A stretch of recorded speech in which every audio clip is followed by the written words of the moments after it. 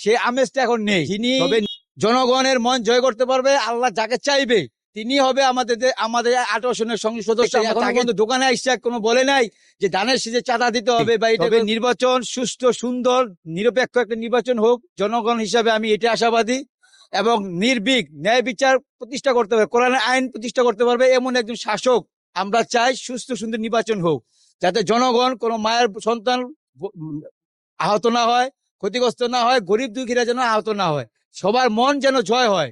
সুস্থ একজন ভালো একজন নির্বাচন দেখ, এটা আমরা আশাবাদী ইনশাল্লাহ। না, আইডিয়া করে বললে এটা আমার ঠিক হবে না, তবে আমি আশাবাদী ইনশাল্লাহ যিনি জনগণের মন জয় করতে পারবে, আল্লাহ যাকে চাইবে তিনি হবে আমাদের 18 সনের সংসদ সদস্য। আমরা তাকে চাই। মির্জা আব্বাস উনিও ভালো লোক এবং পাটোয়ারি সাহেব উনিও শিক্ষিত একজন লোক। এখন আমরা চাই মিল মহব্বত রেখে নির্বাচন করে জনগণের ভোটে পাশ হোক, এটা আমরা আশাবাদী। যদিও আমার কাছে এখনো এরকম কোন মির্জা আব্বাস নেতার কোন চাঁদাবাজি কোন প্রমাণিত আমরা এখনো পাইনি, যেটা সত্যি কথা। এখন দেখতে এখনো পর্যন্ত দোকানে আইসা কোনো বলে নাই যে ধানের শীষে চাঁদা দিতে হবে বা এটা কোনো কিছু চাই নাই।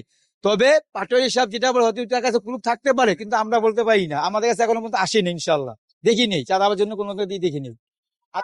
না, ঢাকা 18 শুনে নারীদের এর ধরনের কোনো সংঘাত আমরা খবর পাইনি এখনো মধ্যে। এই 1.5 বছরের মধ্যে নারীদের কোনো এমন কোনো ধর্ষণ বা এমন কোনো কিছু রেকর্ড পাইনি।